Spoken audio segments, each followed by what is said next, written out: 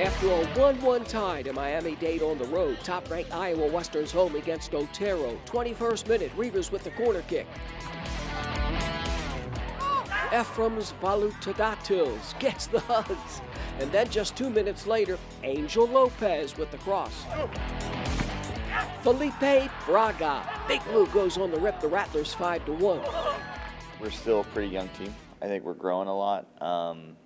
First game against Miami-Dade, I was actually mostly impressed, I would say. I mean, we started 8 freshmen.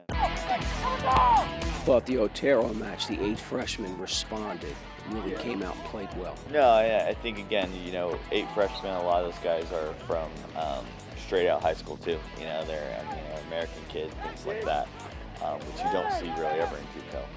So, we're having to I'm having to change a little bit how I coach a little bit. I've also been really happy with just our sophomore leadership. I think they've been kind of stepping up and growing at that Angel and Felipe and the Otero game where, they were the difference, and I was really proud of them and how they responded. Number 1, Iowa Western at 1-0-1. Tackles Spartans Saturday night, August 30th at 7 p.m. The Reivers will play the entire month of September at home.